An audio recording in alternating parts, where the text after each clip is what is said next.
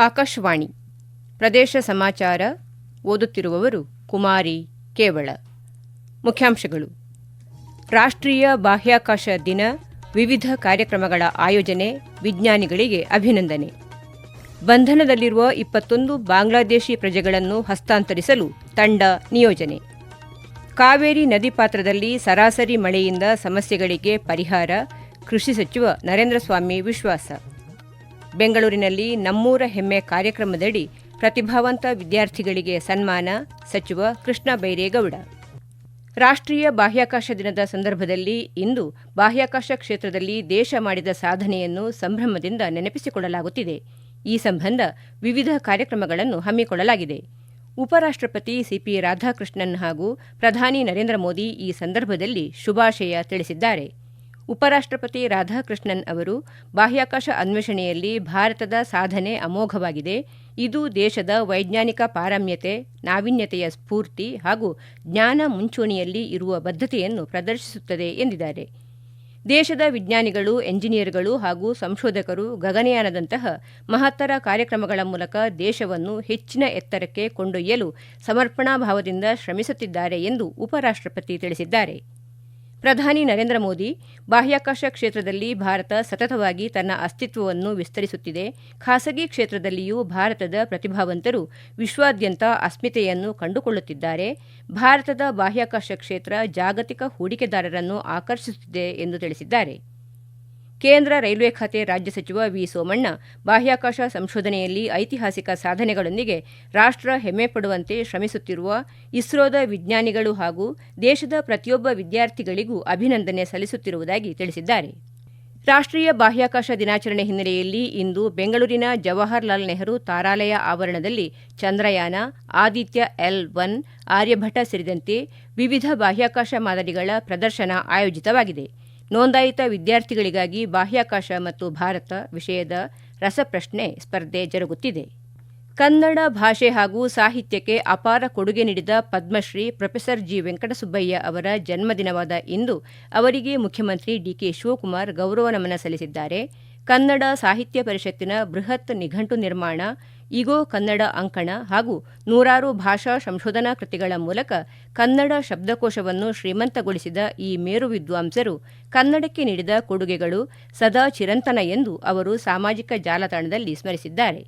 ಬಂಧನದಲ್ಲಿರುವ 21 ಬಾಂಗ್ಲಾದೇಶಿ ಪ್ರಜೆಗಳನ್ನು ಪಶ್ಚಿಮ ಬಂಗಾಳಕ್ಕೆ ಕರೆದೊಯ್ದು ಗಡಿ ಭದ್ರತಾ ಪಡೆ ಬಿಎಸ್ಎಫ್ಗೆ ಹಸ್ತಾಂತರಿಸಲು 30 ಅಧಿಕಾರಿಗಳು ಮತ್ತು ಸಿಬ್ಬಂದಿಯನ್ನು ಒಳಗೊಂಡ ತಂಡವನ್ನು ನಿಯೋಜಿಸಲಾಗಿದೆ ಎಂದು ಮಂಗಳೂರು ನಗರ ಪೊಲೀಸ್ ಆಯುಕ್ತ ಸುಧೀರ್ ಕುಮಾರ್ ರೆಡ್ಡಿ ತಿಳಿಸಿದ್ದಾರೆ. ಸುದ್ದಿಗಾರರಿಗೆ ಮಾಹಿತಿ ನೀಡಿರುವ ಅವರು, ಬಂಧಿತರನ್ನು ಬಸ್ ಮೂಲಕ ಬೆಂಗಳೂರಿಗೆ ಕರೆದೊಯ್ಯಲಾಗಿದ್ದು, ಅಲ್ಲಿಂದ ರೈಲಿನಲ್ಲಿ ಪಶ್ಚಿಮ ಬಂಗಾಳದ ಮಾಲ್ದಾಗೆ ಕರೆದೊಯ್ಯಲಾಗುತ್ತದೆ. ಮಾಲ್ದಾದಲ್ಲಿ ಅವರನ್ನು ಬಿಎಸ್ಎಫ್ ಅಧಿಕಾರಿಗಳಿಗೆ ಹಸ್ತಾಂತರಿಸಲಾಗುವುದು. ಅವರನ್ನು ಸ್ವೀಕರಿಸುವ ಬಿಎಸ್ಎಫ್ ತಂಡ ನಿಯಮಾನುಸಾರ ಮುಂದಿನ ಕಾನೂನು ಕ್ರಮ ಹಾಗೂ ಗಡೀಪಾರು ಪ್ರಕ್ರಿಯೆ ಕೈಗೊಳ್ಳಲಿದೆ. 21 ಮಂದಿಯನ್ನು ಇದೇ 26ರೊಳಗೆ ಬಿಎಸ್ಎಫ್ಗೆ ಹಸ್ತಾಂತರಿಸುವ ಸಾಧ್ಯತೆ ಇದೆ ಎಂದು ಅವರು ತಿಳಿಸಿದ್ದಾರೆ. ಕೆಜಿಎಫ್ ನಗರದಲ್ಲಿ ನೂತನವಾಗಿ ನಿರ್ಮಾಣ ಮಾಡುತ್ತಿರುವ ಆಸ್ಪತ್ರೆ ಕಟ್ಟಡದಲ್ಲಿ ಗರ್ಭಿಣಿಯರಿಗೆ ಉತ್ತಮ ಹೆರಿಗೆ ಸೇವೆ, ನವಜಾತ ಶಿಶುಗಳ ಆರೈಕೆ ಮತ್ತು ಅತ್ಯಾಧುನಿಕ ವೈದ್ಯಕೀಯ ಸೌಲಭ್ಯಗಳನ್ನು ಒದಗಿಸಲು ಯೋಜನೆ ರೂಪಿಸಲಾಗಿದೆ ಎಂದು ಶಾಸಕಿ ರೂಪಕಲಾ ಶಶಿಧರ್ ಹೇಳಿದರು. ನಗರದ ಹೆರಿಗೆ ಆಸ್ಪತ್ರೆ ಹಿಂಭಾಗದಲ್ಲಿ ಮುಖ್ಯಮಂತ್ರಿಗಳ ಮೂಲಭೂತ ಸೌಕರ್ಯ ಅನುದಾನದ 3 ಕೋಟಿ ರೂಪಾಯಿ ಮತ್ತು ಆರೋಗ್ಯ ಇಲಾಖೆ ಅನುದಾನ 2 ಕೋಟಿ ರೂಪಾಯಿ ವೆಚ್ಚದಲ್ಲಿ ನಿರ್ಮಾಣ ಮಾಡುತ್ತಿರುವ ತಾಯಿ ಮತ್ತು ಮಕ್ಕಳ ಆಸ್ಪತ್ರೆ ಕಟ್ಟಡ ಕಾಮಗಾರಿಗೆ ಗುದ್ದಲಿ ಪೂಜೆ ನೆರವೇರಿಸಿ ಅವರು ಮಾತನಾಡಿದರು. ಪ್ರಸ್ತುತ ಇರುವ ತಾಯಿ ಮತ್ತು ಮಕ್ಕಳ ಆಸ್ಪತ್ರೆಯಲ್ಲಿ ಕುಡಿಯುವ ನೀರು, ಶೌಚಾಲಯ ಮತ್ತು ಸ್ವಚ್ಛತೆಯ ಕೊರತೆಯಿದ್ದು, ಇಂದಿನ ಪರಿಸ್ಥಿತಿಗೆ ಅನುಗುಣವಾಗಿ ಅಗತ್ಯವಾಗಿ ಬೇಕಾದ ಆಧುನಿಕ ಸೌಲಭ್ಯಗಳು ಇಲ್ಲದೇ ಇರುವುದರಿಂದ ಗರ್ಭಿಣಿಯರು ಹಾಗೂ ಬಾಣಂತಿಯರು ತೊಂದರೆ ಅನುಭವಿಸುತ್ತಿರುವುದನ್ನು ಮನಗಂಡು ನೂತನ ಕಟ್ಟಡ ಕಾಮಗಾರಿ ಪ್ರಾರಂಭಿಸಲಾಗುತ್ತಿದೆ ಎಂದು ಹೇಳಿದರು. ನೂತನ ಕಟ್ಟಡದಲ್ಲಿ 2 ಆಧುನಿಕ ಶಸ್ತ್ರಚಿಕಿತ್ಸಾ ಕೊಠಡಿ, 13 ಹಾಸಿಗೆಗಳ ನವಜಾತ ಶಿಶುವಿನ ಆರೈಕೆ ಘಟಕ, 8 ಹಾಸಿಗೆಗಳ ತಾಯಿ ಮತ್ತು ನವಜಾತ ಶಿಶುವಿನ ಆರೈಕೆಯ ಘಟಕ ಹಾಗೂ 19 ಹಾಸಿಗೆಗಳ ವಿಶೇಷ ವಾರ್ಡ್ ನಿರ್ಮಾಣವಾಗಲಿದೆ. ಸಿಟಿ ಸ್ಕ್ಯಾನಿಂಗ್ ಸೌಕರ್ಯ ಒದಗಿಸಲು ಶೀಘ್ರದಲ್ಲಿ ಕ್ರಮ ಕೈಗೊಳ್ಳಲಾಗುವುದು ಎಂದು ಶಾಸಕಿ ರೂಪಕಲಾ ಶಶಿಧರ್ ಮಾಹಿತಿ ನೀಡಿದರು. ಪ್ರದೇಶ ಸಮಾಚಾರ ಕೇಳುತ್ತಿದ್ದೀರಿ. ನಮ್ಮ ಎಲ್ಲಾ ರಾಷ್ಟ್ರೀಯ ವಾರ್ತೆಗಳು ಹಾಗೂ ಪ್ರದೇಶ ಸಮಾಚಾರ ಈಗ ಆಕಾಶವಾಣಿ ನ್ಯೂಸ್ ಕನ್ನಡ ಯೂಟ್ಯೂಬ್ ಚಾನೆಲ್ನಲ್ಲಿ ಲಭ್ಯ. ನಮ್ಮ ಎಕ್ಸ್ ಖಾತೆ ಮತ್ತು ಇನ್ಸ್ಟಾಗ್ರಾಂ ಖಾತೆ ಆಕಾಶವಾಣಿ ನ್ಯೂಸ್ ಕನ್ನಡ. ಹೆಚ್ಚಿನ ಮಾಹಿತಿಗಾಗಿ ನಮ್ಮ ಫೇಸ್ಬುಕ್ ಖಾತೆ AIR ಕನ್ನಡ ನ್ಯೂಸ್ ಅನುಸರಿಸಿ. ಮಾಹಿತಿಯ ಹೂರಣ ವಾರದ ಕಾರ್ಯಕ್ರಮ ಪ್ರಚಲಿತ ವಿದ್ಯಮಾನ ಪ್ರತಿ ಬುಧವಾರ 9:15ಕ್ಕೆ. ಕಾವೇರಿ ನದಿ ಪಾತ್ರದಲ್ಲಿ ಸರಾಸರಿ ಮಳೆ ಆಗುವುದರಿಂದ ಅಂತರ್ರಾಜ್ಯ ಜಲ ವಿವಾದಗಳು ಇತ್ಯರ್ಥವಾಗಿ ಬಹುತೇಕ ಸಮಸ್ಯೆಗಳಿಗೆ ಪರಿಹಾರ ದೊರೆಯಲಿದೆ ಎಂದು ಕೃಷಿ ಸಚಿವ PM ನರೇಂದ್ರ ಸ್ವಾಮಿ ವಿಶ್ವಾಸ ವ್ಯಕ್ತಪಡಿಸಿದ್ದಾರೆ. ಅವರು ಮುಖ್ಯಮಂತ್ರಿಯವರ ರಾಜಕೀಯ ಕಾರ್ಯದರ್ಶಿ AS ಪೊನ್ನಣ್ಣ, ಮಡಿಕೇರಿ ವಿಧಾನಸಭಾ ಕ್ಷೇತ್ರದ ಶಾಸಕ ಡಾ ಮಂತರಗೌಡ ಅವರೊಂದಿಗೆ ಕೊಡಗಿನ ಪುಣ್ಯಕ್ಷೇತ್ರ ಪಾಡಿ ಶ್ರೀ ಇಗ್ಗುತ್ತಪ್ಪ ದೇವಾಲಯದಲ್ಲಿ ಹೆಚ್ಚಿನ ಮಳೆಗಾಗಿ ಇಂದು ವಿಶೇಷ ಪೂಜೆ ಸಲ್ಲಿಸಿ ಮಾತನಾಡಿದರು. ತಾಯಿ ಕಾವೇರಿ ಹಾಗೂ ಪಾಡಿ ಶ್ರೀ ಇಗ್ಗುತ್ತಪ್ಪ ಪುಣ್ಯಭೂಮಿಯಲ್ಲಿ ಹೆಚ್ಚಿನ ಮಳೆಯಾದಲ್ಲಿ ನಾಡಿನ ಜಲಾಶಯಗಳು ಭರ್ತಿಯಾಗಿ ಉತ್ತಮ ಬೆಳೆ ಜತೆಗೆ ಕುಡಿಯಲು ನೀರು ಸಿಗಲಿದೆ. ಮುಂದಿನ ದಿನಗಳಲ್ಲಿಯಾದರೂ ಹೆಚ್ಚಿನ ಮಳೆಯಾಗಲಿ ಎಂದು ಪ್ರಾರ್ಥಿಸಲಾಗಿದೆ ಎಂದರು. ಕಾಡಾನೆ ಹಾವಳಿ ಶಾಶ್ವತ ನಿಯಂತ್ರಣಕ್ಕೆ ಸರ್ಕಾರ ಅಗತ್ಯ ಕ್ರಮ ವಹಿಸಿದೆ. ಆದರೂ ಪ್ರವಾಸಿಗರು, ಕಾರ್ಮಿಕರು ಸೇರಿದಂತೆ ಎಲ್ಲರೂ ಎಚ್ಚರ ವಹಿಸಬೇಕಿದೆ ಎಂದರು. ಕೆಲವು ಸಂದರ್ಭದಲ್ಲಿ ಅನಾಹುತ ಘಟನೆಗಳು ಸಂಭವಿಸುತ್ತವೆ. ಆದ್ದರಿಂದ ಈ ಬಗ್ಗೆ ಪ್ರತಿಯೊಬ್ಬರೂ ಮುನ್ನೆಚ್ಚರ ವಹಿಸಬೇಕು ಎಂದು ಸಚಿವ ನರೇಂದ್ರ ಸ್ವಾಮಿ ಮನವಿ ಮಾಡಿದರು. ಬೆಂಗಳೂರಿನ ಪ್ರತಿಭಾವಂತ ವಿದ್ಯಾರ್ಥಿಗಳನ್ನು ನಮ್ಮೂರ ಹೆಮ್ಮೆ ಕಾರ್ಯಕ್ರಮದಡಿ ಸನ್ಮಾನಿಸಲಾಗುತ್ತಿದೆ ಎಂದು ಗ್ರೇಟರ್ ಬೆಂಗಳೂರು ಅಭಿವೃದ್ಧಿ ಖಾತೆ ಸಚಿವ ಕೃಷ್ಣ ಬೈರೇಗೌಡ ತಿಳಿಸಿದ್ದಾರೆ. ಗ್ರೇಟರ್ ಬೆಂಗಳೂರು ಅಭಿವೃದ್ಧಿ ಪ್ರಾಧಿಕಾರ ಹಾಗೂ ಬೆಂಗಳೂರು ಜಿಲ್ಲಾ ಪಂಚಾಯತ್ ಆಶ್ರಯದಲ್ಲಿ ಈ ಕಾರ್ಯಕ್ರಮ ಆಯೋಜಿಸಲಾಗಿದೆ. ಇದೇ ತಿಂಗಳ 29ರಂದು ಕಾರ್ಯಕ್ರಮ ನಡೆಯಲಿದ್ದು, ಅರ್ಜಿ ಸಲ್ಲಿಸಲು ನಾಡಿದ್ದು 25 ಕೊನೆಯ ದಿನವಾಗಿದೆ ಎಂದು ಅವರು ಮಾಹಿತಿ ನೀಡಿದ್ದಾರೆ.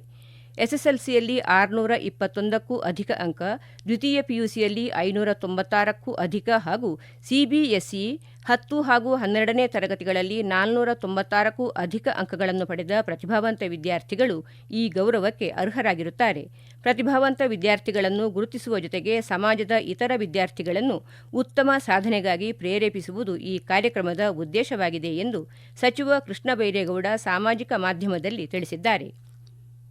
ಹೇಮಾವತಿ ಜಲಾಶಯದಿಂದ ಬುಗುಡನಹಳ್ಳಿ ಕೆರೆಗೆ ಬಿಡಲಾಗುತ್ತಿರುವ ನೀರನ್ನು ಕುಡಿಯುವ ಉದ್ದೇಶಗಳಿಗೆ ಮಾತ್ರ ಬಳಸಬೇಕು ಎಂದು ಉಪಮುಖ್ಯಮಂತ್ರಿ ಡಾ ಜಿ ಪರಮೇಶ್ವರ್ ಮನವಿ ಮಾಡಿದ್ದಾರೆ.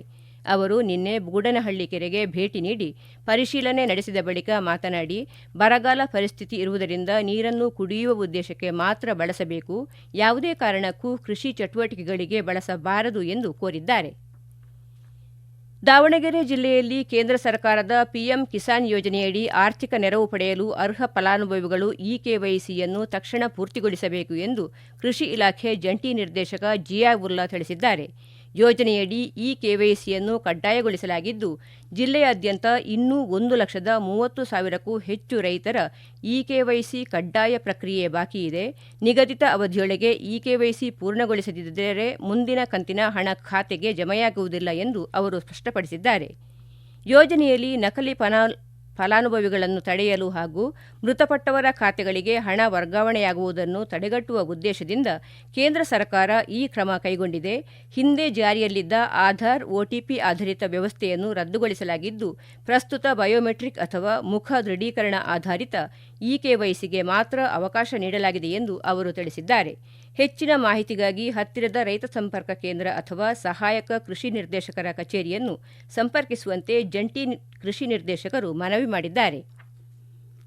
ಗದಗ ಅಂಚೆ ವಿಭಾಗೀಯ ವ್ಯಾಪ್ತಿಯಲ್ಲಿರುವ ಅಂಚೆ ಕಚೇರಿಗಳಲ್ಲಿ ಪ್ರತಿದಿನ ಬೆಳಗ್ಗೆ 9 ಗಂಟೆಯಿಂದ ಏಕರೂಪದ ವ್ಯವಹಾರ ಸಮಯವನ್ನು ಜಾರಿಗೆ ತರಲಾಗಿದೆ ಎಂದು ಗದಗ ವಿಭಾಗೀಯ ಅಂಚೆ ಅಧೀಕ್ಷಕ SS ಶಿರಹಟ್ಟಿ ತಿಳಿಸಿದ್ದಾರೆ.